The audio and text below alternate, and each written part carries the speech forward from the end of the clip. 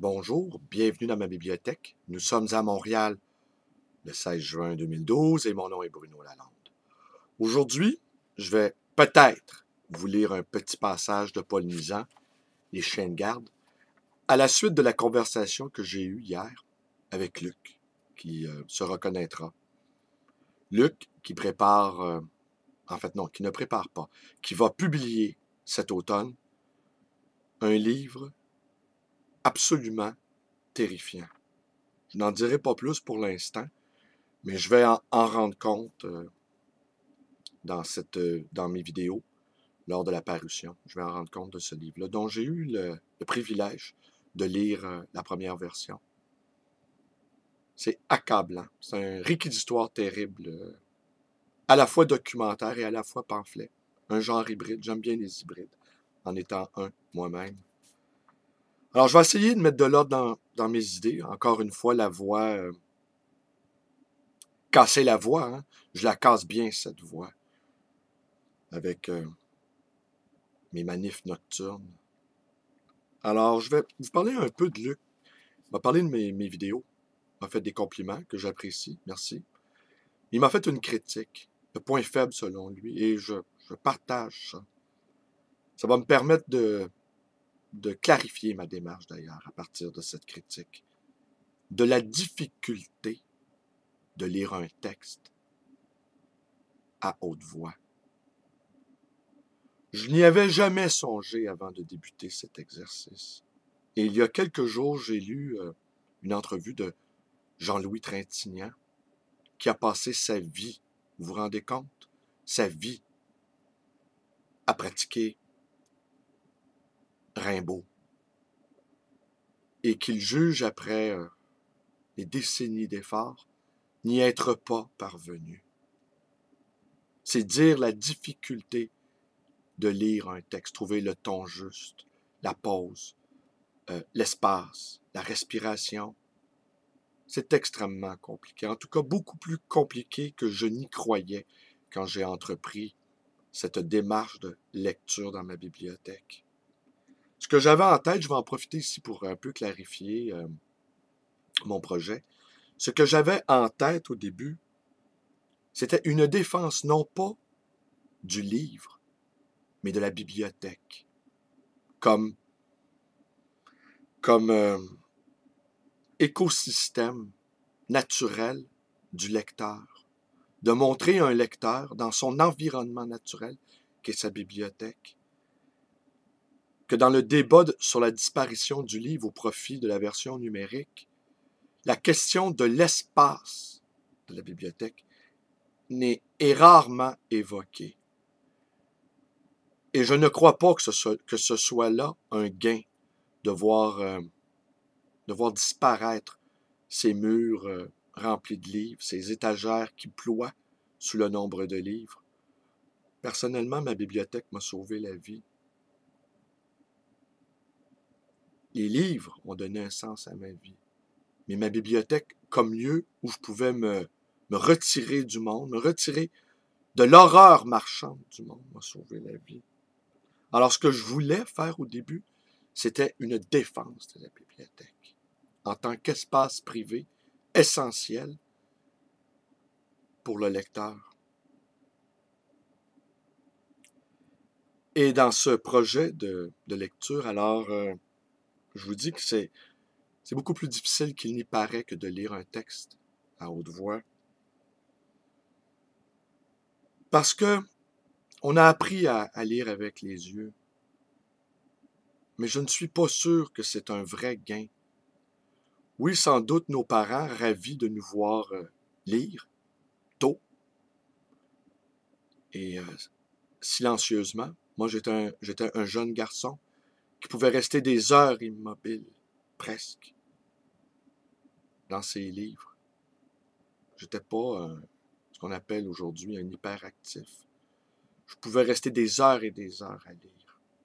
Plutôt étonnant, mais enfin, tellement j'aimais ça. Mais je lisais avec mes yeux. Qu'est-ce que ça aurait été si j'avais appris à lire avec ma bouche? Si j'avais lu des heures et des heures, sans doute ma mère aurait été excédée, mais si j'avais lu des heures et des heures avec. J'aurais peut-être fini par développer encore plus mon oreille. Parce que les vrais écrivains savent qu'on écrit avec l'oreille. Il faut tendre l'oreille pour capter les choses et les rendre sur le papier. Alors j'ai été amputé. On m'a coupé les 2 oreilles.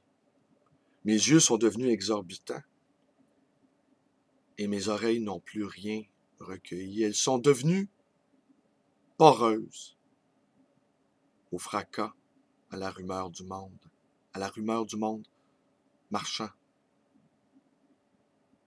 Je suis devenu obéissant aux ordres, aux injonctions, à la publicité, aux professeurs inaptes, aux policiers.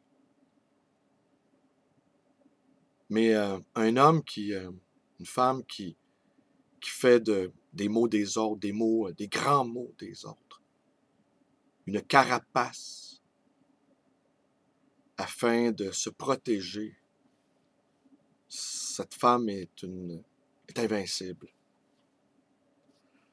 Alors, aussi, dans cette lecture à haute voix, c'est comme une sorte de prière qui atteint la cible. Soit, on est transformé par ces mots soudainement qui sortent de la page comme un génie s'évade de la bouteille et qui nous amène ailleurs, qui nous fait sortir de nous-mêmes. Alors, voilà. Je vous lirai pas polnisant, tout compte fait. Les chiens de garde. Bon, peut-être je vais vous lire juste un petit paragraphe et je vais conclure. Parmi les philosophes, les uns sont satisfaits, les autres, non. Épicure n'était pas comblé. Spinoza n'était pas comblé. Rousseau n'était pas facile à satisfaire. Mais Leibniz jugeait que le monde allait assez bien. Ouais, comme Grondin, sans doute. M. Brunswick n'était pas mécontent non plus. Comme Charles Taylor, peut-être. Derechef, c'est que les philosophes ont pour envers des hommes. Les uns possèdent donc des motifs de sentir que le monde est confortable. Les autres n'arrivent point à s'y accoutumer. C'est mon cas. Je pourrais être très confortable. D'ailleurs, je vis dans le confort. Mais ce confort qui est le mien m'insécurise étonnamment. Comme disait Sartre, on sera libre quand tous le seront. Trop d'hommes qui sont pas libres. Je me sens pas bien. Peut-être que je devrais suivre une thérapie pour accepter d'être bien dans un monde à la dérive, mais je la refuse, cette thérapie. Les premiers, ceux qui sont bien, là, se conforment au monde et ne voient point de raison de le changer. Ils n'aiment point les seconds, qui n'acceptent pas le monde comme il va et veulent le changer. C'est pourquoi M. Brunswick n'aime pas Marx. On ne fera jamais croire à personne qu'il suffise en tout temps pour s'adapter au monde, de le regarder et de l'interpréter comme il faut. Cela exige un Dieu tout-puissant, maître d'une sagesse sans défaut, et quelques tables des rétributions et des restitutions éternelles. Il ne fallait pas se passer de Dieu si l'on voulait faire croire que l'opinion relève de la liberté du jugement ou que la liberté naît de l'opinion droite.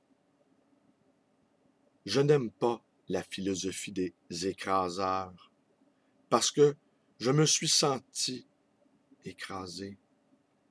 L'adaptation à l'écrasement me paraît bien moins un succès de je ne sais quel pouvoir intérieur de juger librement qu'une mutilation de la vie. Il a toujours paru plus facile à l'oppresseur qu'à l'opprimé de s'adapter à l'oppression. Ben voilà, hein, il y en a beaucoup qui s'accommodent de ça. On viendrait sur cette affaire-là des enfants rois. Oui, les enfants. Il y a tout 2-3 jours lors d'une manifestation, il y a un jeune homme qui m'a demandé, « Monsieur, pensez-vous que nous sommes des enfants rois? » Je dis, « Oui, vous êtes des enfants rois. Vous êtes des enfants rois. » Interloqué par... Vous êtes les rois. Vous êtes des enfants monarques. Vous êtes des enfants princes. Et puis quand on vous dit que vous êtes des enfants rois, ben répliquez. Sujet, taisez-vous, je ne vous ai pas donné la parole. Vous allez voir, là, ceux qui vous traitent d'enfants rois, comment ils vont se rebiffer devant votre monarchie naturelle. Eh bien voilà, j'avais envie aussi de vous parler du clash de la culture officielle et de la culture humaniste, revivifiée par la culture numérique. Cette crise qui n'en finit plus, les 2 référendums avaient été moins violents, parce qu'il y avait une date limite. 20 mai, 30 octobre. Peu importe le gagnant, chacun rentre chez soi. Là, ici, c'est un long calendrier. C'est comme un long match de baseball. On ne sait pas quand ça va finir. Ça peut durer 24 heures. Ça peut durer toute la vie. Et au fond, comme disait Serge, prof de cinéma à l'UQAM, à l'Université de Montréal, au fond, un match de baseball, ça peut durer toute la vie. Ça pourrait être le même match qui se poursuit depuis le début. Génération après génération. Alors, ce qui se passe ici, j'ai l'impression, c'est une impression personnelle, c'est que les humanités, comme on les appelait autrefois, reviennent en force par le biais de la culture numérique. Tous ceux qu'on n'entendait pas, incluant votre humble serviteur, eh bien, on les entend. Ils viennent brouiller, ils viennent parasiter, ils viennent prendre la place du discours officiel des dominants. Moi, je n'écoute plus rien, je ne regarde plus rien. Je me suis fait répéter sans arrêt par Chosebin, qui tient le micro. Ben, si vous n'êtes pas content, allez voir ailleurs. Et bien, c'est ce que j'ai fait finalement. Je suis allé me faire voir ailleurs. Et j'ai pris la parole, comme des milliers d'entre nous. Et c'est pour ça que la crise dure aussi. Si on se taisait, là, si on les écoutait, là, leurs précieux conseils de donneurs de leçons, je n'aimerais pas de nom aujourd'hui, là. Eh bien, il y aurait le beau rôle encore. Mais c'est fini. Ils vont tous subir d'importantes baisses de salaire, ces chroniqueurs et commentateurs, car ils ne forment plus l'opinion. Ils ne sont qu'une opinion parmi tant d'autres. Et inintéressante de surcroît. Ben, finalement, je pensais pas réussir à la faire, cette vidéo-là, tellement je suis fatigué, ça s'entend à ma voix. Mon quotidien consiste à me lever à l'aube, aller travailler, aller manifester, me coucher, dormir 3, 4 heures, 5 heures maximum, ça c'est une grosse nuit, faire mes vidéos, me préparer, et je continue. Enfin, pour ce qu'il faut, hein, intensité. La sérénité viendra bien assez vite. Alors, mes vidéos vous plaisent, vous pouvez vous abonner à ma chaîne YouTube, Béla Longtemps.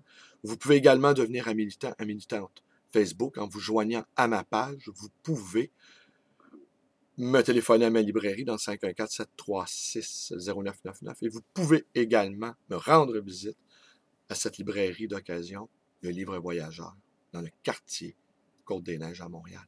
Merci et bonne journée à tous. Profitez bien de cette belle journée merveilleuse. Au revoir.